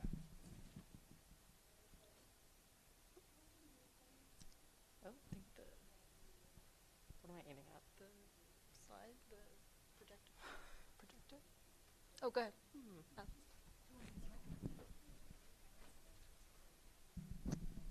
Yeah, just a quick question. I'm really interested in the BCP process and wondering to know if that's a space where you all are getting engaged. Just in working for a state agency, we're often spending time putting together those proposals and then they get rejected. And sometimes it's for work that, advocates are specifically asking for. So wanting to know if either of your organizations review the response from the Department of Finance on why they, support or deny BCPs. I'll add, Grid Alternatives does not get involved in the budget advocacy on the transportation side, or it hasn't. We do, maybe many of you know, we also have our major work is clean energy, so we do a lot of coalition work that way, but green lining is definitely, I don't know how involved you are with that. Yeah, we could definitely get more involved. We do look at them, and it kind of is our preview for what's coming down the pipeline. But I know some groups may actually get involved with like speaking to the agencies and trying to kind of influence that process a little bit more. We haven't done that up to this point. Yeah. I mean, I will say previously, not necessarily to the agents, but to Department of Finance. Like, I've been in conversations where, as a coalition, we've gone to the Department of Finance and expressed like these things need to be invested in prior to the governor's budget in January. So, but in terms of like what the the agency has put out and responding to that, I'm not sure that I know many advocates. Maybe Bill might have more. Yeah, it's a very niche space. Yeah, I don't know, Lisa, have you ever experienced advocates being involved in the BCP process, or? Very little. Yeah. That's okay. Yeah, I do want to make sure, I guess, note to all to make sure you are talking into the mic for the folks online. They can only hear what's coming through the microphone, not any other chatter in the room. So. Thank you, and name an organization if possible. That'd be super helpful to kind of keep track of the conversation. So, I mean, the answer is yes. To be honest, the answer is yes. There are opportunities in which folks can participate in, expressing what your priorities are and where you think the focus needs to be, and to the extent that as the administration is kind of thinking through what the next year's budget looks like, those are considerations that can be taken in and built in. But I will say the BCP process in and of itself is very, very complicated. And even as state employees and being staff in particular that do work within those processes, we have very little say, very, very little say. So the budget is really designed coming out of the Department of Finance. That is their job, is to put together the budget. And every state agency does our budget change proposals, our BCPs, to kind of identify where things within our processes may need additional funding, less funding, an adjustment of some kind. But that doesn't always include things like money for incentive programs. So, for example, we've had years where we've received money for GGRF, but we didn't do a BCP for those things. Those things came specifically and straight from the administration written into the budget. So it's a twofold thing, right? So participating in the BCP process could be helpful in just making sure the staff, as we are thinking through how we're building our budget for the year, so that we can take those things into consideration. But the reality is the real work is done within the administration and Department of Finance for what ends up really at the end of the day. So. And then subsequently, like the what Mars will get into, which is the legislative budget process. Yeah. Hi, Caroline Rodier from UC Davis. When you say administration, which administration? Great question. The governor's office. Yeah, so administration, and I apologize for the bureaucratic verbiage. When I'm saying the administration, I do mean the governor's office, the Department of Finance. The administration essentially just is speaking to who our overarching governor is, and all of us as state agencies, we work for the administration. We report to the governor. So the administration as a whole, the budget represents what each department within the administration needs, but again, blessed by the governor's office and by the Department of Finance. Okay, so if you don't have the governor's support for things like incentives, it's kind of dead on arrival, or is that too? Yeah. No, so that's where we'll get into, Caroline, about the governor. So the governor, when he's putting out his January 10th budget, or by January 10th, that's coming again from a lot of the different conversations from the agencies and Department of Finance. And he's putting it forward, and also with his own agenda, of course, like things that he wants to see and carry out, and he's made promises to for whatever reason. And then it becomes a negotiation with the legislature, because then they start going into the budget committee process, and Mars will get into that a little bit, yeah.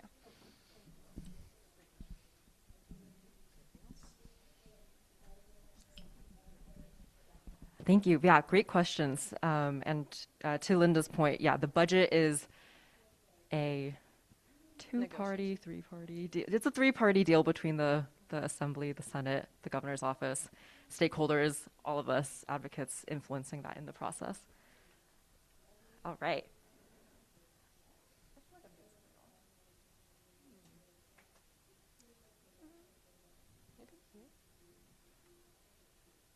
Can we get to the next slide? Let me try. There we go. I'll just do it. Oh, okay. I don't know. It has the magic touch, which is great. All right, so just breaking down the legislative structure a little bit. So we've got the California State Legislature branching off. The two sides are kind of mirrored. Sorry, again, the text might be a little bit hard to see. Assembly side, Senate side, both have budget committees, both have budget subcommittees. For our purposes for clean transportation, on the Assembly side, it's going to be budget subcommittee 4. On the Senate side, it's budget subcommittee 2. Each of these budget subcommittees have chairs. The budget committee has chairs. The Senate and the Assembly side have their leadership with the Speaker and the Pro Tem's office. So there's kind of this chain of command. And we're trying to map out a little bit of like who these power players are, who it's really important to try to influence and talk to about your programs and your issue areas. I will also mention one thing Linda kind of brought up a little bit before, the idea of a legislative champion, someone who's going to prioritize your programs and write them into their budget priority letters. So each member does have the opportunity to submit a budget priority letter to the leadership as well. Everyone except for the budget chairs they need to kind of represent their entire committee, but everybody else has their budget priority letters. A good champ to look for might be your own representative who can kind of champion your issue as a district level issue with you as their constituent. Yeah, and just referring back to the timeline we went over, it's best to kind of reach out early to all of these folks on the Senate and Assembly side to just make them aware as early as possible in the process about what your priorities will be. Yeah, and I'll just add, the reason why we bring this flow is that, often you probably see like, call your representatives and tell them X, Y, Z, but that is effective when it's at a point in the process where they're able to actually put in their vote in, right? So like when a bill gets to the floor and everyone has to vote. In these situations, they are deliberating within these committees and hearing from folks like Mars and others that are coming up and advocates who are sharing their perspective, sharing why certain money has to go to what. And so those individuals on those committees are very key decision makers in that process to get, the voices in there. So if your representative is on one of these committees, if the community you serve is, represented by one of the people on these committees, that's a great ally. That's a great relationship to build. And so I encourage when you start, researching who your rep is, who, and you probably already know, but also look at which committees they sit on, because that's going to give you an indication of where they have decision-making power earlier on in the legislative cycle, because it goes through their committees first before it gets to the floor. Yes. Yeah, go ahead, Kat. Caroline again. So a colleague has told me that he will make appointments with, their legislature, and they're always canceled, at the last minute. So it's really hard. As an individual, he makes? He's talking on behalf of different organizations that serve marginalized communities. And I think he has been able to talk to a CARB board member, but I think it's kind of easier said than done. Yeah, no, that's a good point. Your member may not really be inspired by your issue area for whatever reason. As an advocate, could it be they it don't could be have time? Yeah, it could be time, but it could also be priority. That's a reality. They serve you, they're representatives, but there's only so much time and there's a lot of priorities. So my recommendation would be that continuing the process of building a relationship by building coalition, which we'll get into a little bit later. Yeah. Yeah. Also just want to add, sorry, I was like right here. Meeting with the legislators themselves is pretty challenging. Usually their issues are handled by staff. And there is a spreadsheet that's public access that's floating around called the Capitol Codex, where you can see who staffs each issue area for each member of the legislature. And so reaching out on the staff level is probably the best bet to kind of get a meeting that sticks. I also forgot to mention the budget committee has their own staff also. That's separate from member office staff. And so Budget Sub 2 and Budget Sub 4 both have their own specific staff members who also would be really important to reach out to. That's an excellent point. You're most likely not going to meet with your member most of the time. Yeah. Awesome. Okay. For this workshop, everything we've been talking about, the target audience here is legislators. For the advocacy target is legislators here. And so to Linda's point earlier, relationship building with the decision makers in this case is really, really key for effective advocacy in the budget process. The other half of this, which we are going to have a little bit of time to do, is power building with your community, with allies, with other stakeholders who are working towards the same issue and outcomes that you are. And so it can be really powerful to kind of coordinate your advocacy and tell your stories together to illustrate that broader impact. Oh, sorry. Should I go back? Yes, just one. Thank you. Okay. How are we doing on time? We have 35 minutes. Okay, great. We're going to start getting into how you actually engage with the budget process now. We've been talking about who everybody is, what the structure is, but what does it actually look like to have an advocacy conversation about the budget?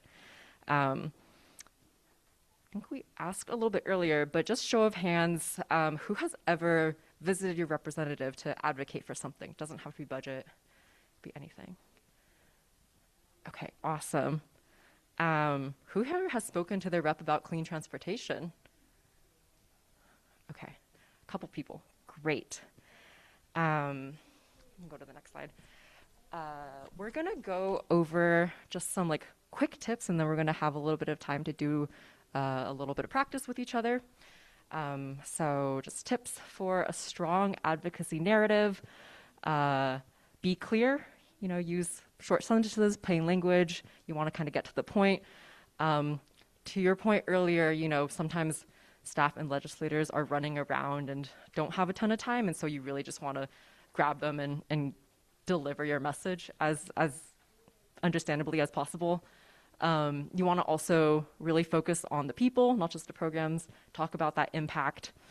Share 1 to 2 concrete examples that you can back up with data. That's what really sticks when you're asking for money in the budget, is illustrating kind of what impact it would have, what it would do in your community. You want to be focused, stay on message, communicate the challenge, solution, and impact. And then you also just want to be calm and own your expertise. You're the expert in your community. It doesn't matter if you're, a professional advocate or if this is your first time, but it's your lived experience or representing it. And so really own that. I'll just add here that there are a lot of tools and the folks that have been working on these programs, like at CalSTART and CMO and others, there's a community engagement toolkit. So I just wanted to share that a lot of this is drawn from some of that's available online. So if you do go to the CMO website, there's an engagement toolkit that you can look at, and it has a lot more steps and templates and things of that you can check out. And next slide, let's actually jump forward one more. Forward? Yeah, thank you. We're gonna have a couple minutes here to just talk to your neighbors and do a little practice. We wanted to share this like sample narrative outline. You don't have to follow it like a robot, but just to give you an idea of how this conversation might look like. You wanna say who you are, who you represent, describe the challenge that your community is facing and what the solution is, what program has helped address that challenge, what investments are needed, and then kind of what the outcome is, the impact. If you're coordinating with other partners or allies, it's a good time to kind of tie all your stories together and connect those dots, and then kind of close out strong. And so we're going to take just a couple minutes to practice sharing your story with a neighbor. You can use this narrative outline as a guide, but yeah, we all have a story, whether it's personal or whether it's related to your work. Yeah. So you're going to have a partner, which whoever's next to you, essentially. And this is a practice, and maybe you're very seasoned in this already, but just to speak to why it's important to make investments. From the legislature, from a budget perspective, we're making priorities all across the board, but it's also essential to focus on this as well. So why, from your personal perspective or from the communities that you serve, maybe you have an example of how it's been successful, some of these programs. So even if it's like on a very individual level, person that maybe you helped in the process, or you've seen a change in their lives as a result of investment in some of these programs that we've been talking about and sharing, or just in general, like how is it meeting our climate goals, and how is it adding to the framework that we've been creating across these 20 years. Administrations change, legislators change, but if we've kind of made these commitments over time, how are we continuing that process of seeing it happen along the way? So you all have a story, and just turn to your neighbor. We'll give it a few minutes to kind of let you all practice for a little bit. And introduce yourself. Introduce to your yourselves. neighbors if you don't know each other.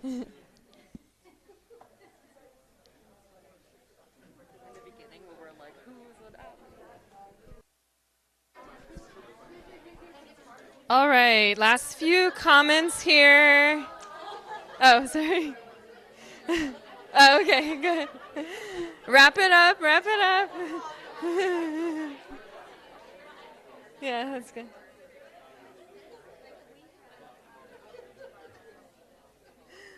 I love that reaction, though. All right, thanks everyone for entertaining that activity.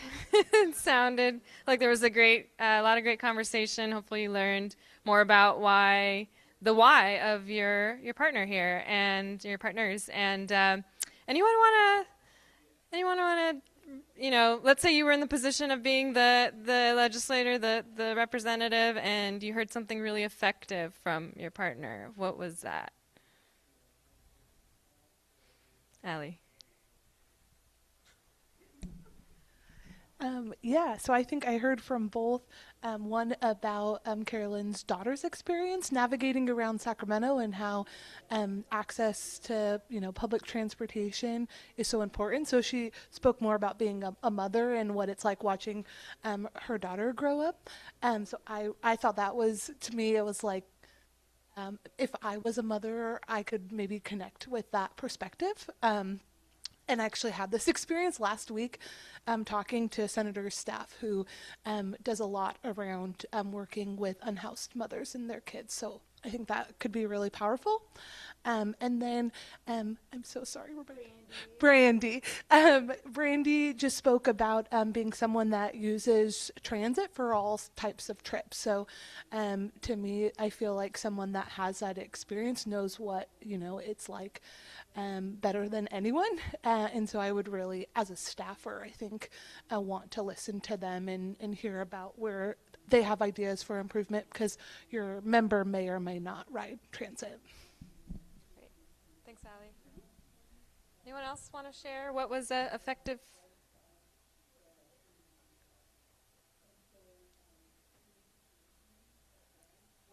One more person. Yeah, thank you.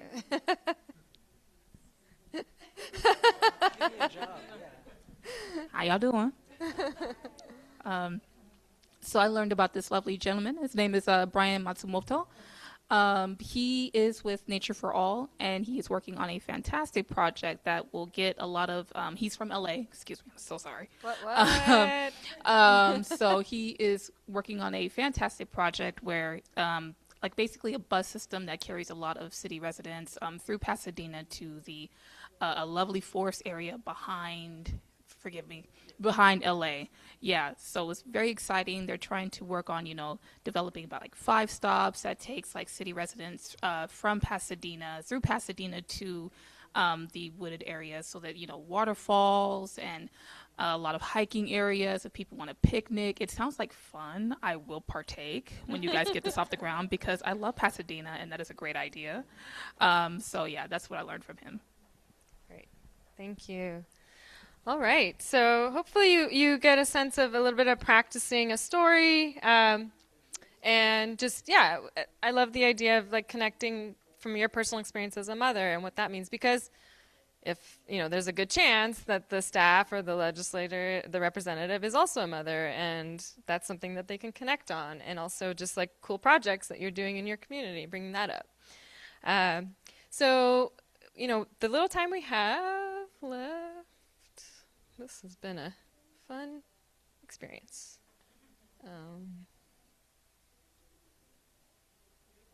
We get it just one, yeah, let's see. Maybe it's the battery. I don't know. Okay, there we go. So, with the time we have left, we have about 20 minutes or so here. So now you've had a chance to speak in pairs and such, but the other component of what we shared earlier in terms of relationships was coming together as, say, a coalition or a group of folks who have a shared vision or a shared idea, which in this sense is getting more funding for clean transportation programs, and bringing that investment back to our communities. With that shared goal, you see a piece of paper on your table. If you know too many people at your table, we encourage you to maybe shuffle around. So take a minute to do that if you'd like, because it'd be a great way to kind of hear from other folks. You're not required to, but I see a conglomerate of sorts over there. You don't all have to shift. It's just a concentration of grid staff. Breakout, and we are going to run through a few questions here. So again, introduce yourselves. So if you already, got a chance to get to know each other, great. Your organization or who you represent, and maybe you're just here as an individual, that's great. Your community, do you know of any specific projects, whether it's a CMO project or that there's a Clean Cars for All in your community? Which of the California Climate Investment Funded projects that we showed earlier potentially are in your community area? Maybe like a shuttle van service, things like that. What are the different perspectives that your group members bring? So it could be as personal as being a mother, or it might be your organization represents public health, interests, or youth. So think about that. And then you might want to do a quick search on your phone if you don't already know who your representative is. Maybe look at their webpage. So it is a group research project too. Like what committees are they on?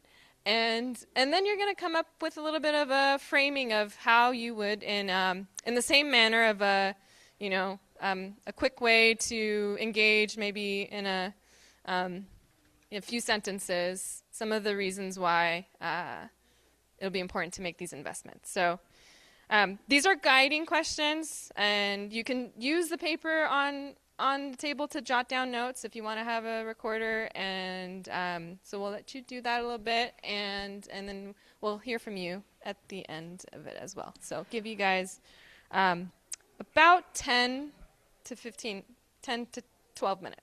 Is that cool? And we'll also be asking folks to share out again, so maybe identify a note taker and also somebody who's going to share out, time allowing.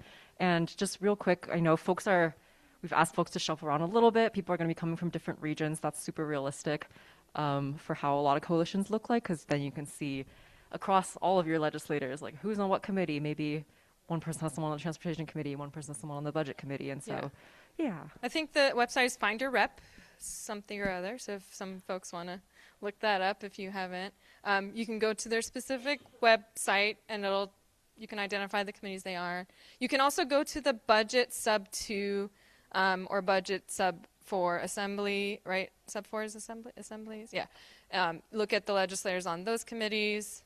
But yeah, it's not a lot of time, so this is a quick exercise, nothing comprehensive, but just get you a sense of how do you get together with folks from different parts of California, different perspectives, and how you will craft your narrative together to get these investments. So, comments. 10-ish minutes. Yes, do you have a question? No, you don't have to shuffle by region. It was more, there was a concentration of people who knew each other.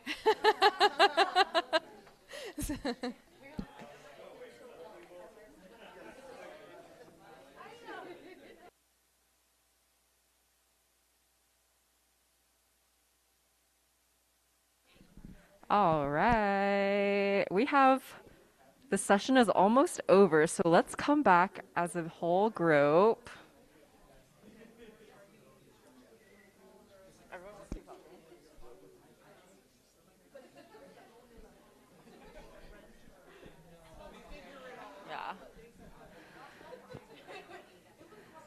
Okay.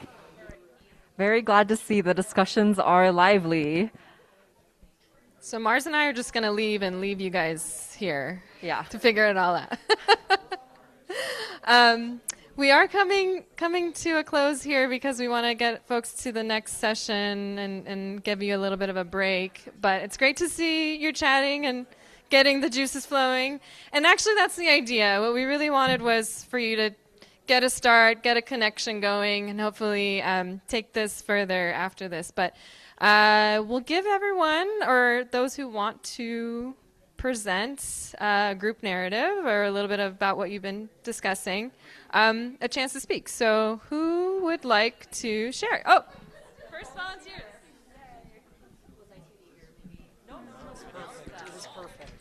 Hello. Oh my gosh. You're welcome. I volunteered first. It's all stuck on this paper. I can't even, we're all stuck together. Hold on. Oh my gosh. You don't know what's going on here. Okay. I really wanted to share out because this table is like a nice little fever dream of everyone from different sectors and regions. So I think it's a really cool example, and we know nothing about each other. We just learned 5 minutes ago. The folks that we have here at this table represent from like statewide all the way down to localized like community advocacy and everything that comes in between. And so I think just speaking in regards to coalitions, right? And I think a lot of us have been involved with coalitions. That's like the perfect team in order to mobilize whatever that issue may be. So from this particular table, things that I think we would excel in, the ability to identify policy gaps and challenges, because we can see on the ground how program implementation has either been successful or challenging, and wrapping that up with lived experience. We also serve a good representation of the nonprofit lens, like myself and Brian particularly. We can understand what trickle-down funding looks like in on-the-ground community implementation, and we also have the experience of like what that looks like in practice, I think coupled with what he was sharing. A lot of grant opportunities and programming is actually inaccessible for nonprofits to really execute, or there's a lot of administrative barriers where whether it's contracting or actually spending the funds down. And the technical assistance, I'm not trying to bag on anybody, but sometimes the technical assistance not great there. And so I think being able to pair that with the programming, which is a little bit of a higher level and almost like a middleman grant administrator to do spending the funds, that's going to be really interesting. We have that regional perspective I was talking about, but that helps us. And I've also seen this in my own experience with statewide coalitions. When you're able to find the commonalities between regions, you really see what that statewide burden is. And I think that makes messaging even stronger. And then let's see here. Just being able to advocate at the end of the day, a lot of what we're talking about, it matters if we're able to elevate the community and have community-led solutions to have cleaner air and healthier environments. And part of that requires a nonprofit to really be at the forefront, but that also requires support at a higher level to capacity build. And I think that would be a really strong message from this table. Good work. It sounded like you did some really good groundwork on just getting established as like a coalition of folks. And oh no, that's okay. No, it's important. I think part of this exercise was also like lack of clarity, where you had to figure out who you are, what you're doing, and like where you're starting from, right? And so you're building that, and then the next step being building a narrative to then go to actually represent you all to who's making decisions, right? Yeah, perfect. Thank you. That was great. Who else would like to? Probably one more. How are we on time? Yeah, maybe one more. I know everyone's eager to share, but we'll give one more table. I think. Anyone else? Yes. All right. Go ahead. Oh, nice. Ours is a little bit more loose, using a Grig term, jaggedy. Yeah, we kind of just got to know each other a little bit more in the sense of like who in the coalition, who's going to be doing what and how it's going to work. And, you know, we had a lot of people in CARB, and then also, I'm forgetting your name.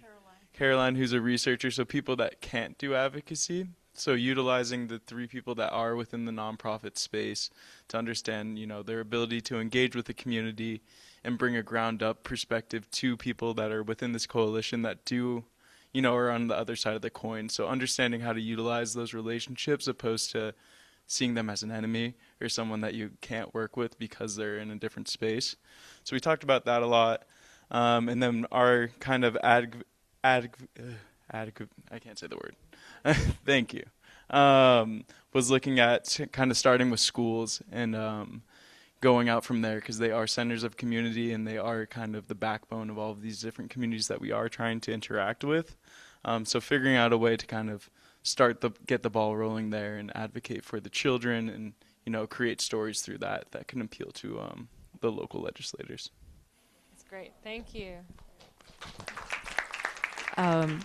We are just about at time. Not to put the last table on the spot, I was walking around and I saw some legislator names, and I wonder if this table in the back corner wants to share out a little bit.